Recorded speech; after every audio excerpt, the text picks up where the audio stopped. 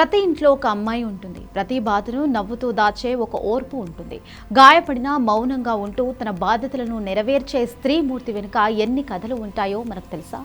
సరిగ్గా ఇవే భావోద్వేగాలను వెండితెరపై ఆవిష్కరించడానికి సిద్ధమవుతోంది నేను అనే చిత్రం. ప్రముఖ ఓటీటీ ప్లాట్ఫామ్ ఈటీవీ విన్ అందిస్తున్న కథాసుధా సిరీస్లో భాగంగా ఈ చిత్రం త్వరలోనే ప్రేక్షకుల ముందుకు రాబోతోంది.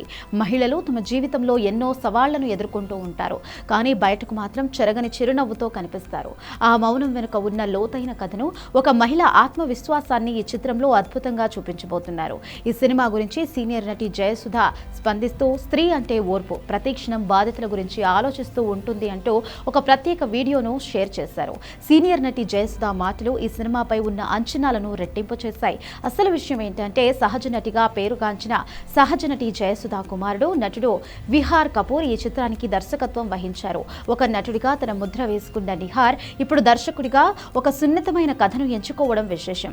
ఈ చిత్రంలో శరణ్య ప్రదీప్ ప్రధాన పాత్రలో నటించారు. ఫిదా సినిమాతో తనకంటూ ఒక ప్రత్యేక గుర్తింపు తెచ్చుకున్న శరణ్య ఈ సినిమాలో ఒక భావోద్వేగపూరితమైన పాత్రలో కనిపించబోతున్నారు.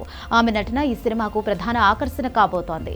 వైవిధ్యమైన కథలతో ప్రేక్షకులను అలరిస్తున్న ఈటీవీ విన్ కథాసుధా సిరీస్ లో భాగంగా ఈ మూవీ స్ట్రీమింగ్ కాబోతోంది. అమ్మ ప్రేమను, స్త్రీ గొప్పతనాన్ని చాటి చెప్పే ఈ చిత్రం మాతృ దినోత్సవం సందర్భంగా విడుదల కాబోతోంది. సాధారణంగా యాక్షన్, థ్రిల్లర్ సినిమాల మధ్య ఇటువంటి మనసుకు హత్తుకునే కథలు రావడం ప్రేక్షకులకు ఒక మంచి అనుభూతిని ఇస్తుంది. అమ్మకు ఇచ్చే ఉత్తమ కానుకగా ఈ సినిమాను అభివర్ణించవచ్చు.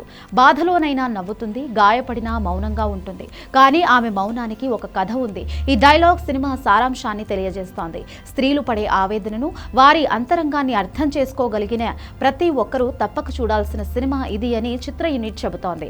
ఓటీటీ రంగంలో వైవిధ్యమైన కంటెంట్తో దూసుకుపోతున్న ఈటీవీ విన్ నేను చిత్రంతో మరోసారి విజయాన్ని అందుకోవడానికి రెడీగా ఉంది. నటి జయసుధ ఆశీస్సులతో, నిహార్ కపూర్ దర్శకత్వ ప్రతిభతో, శరణ్య ప్రదీప్ నటనతో వస్తున్న ఈ నేను చిత్రం ప్రేక్షకులను ఎలా అలరిస్తుందో చూడాలి.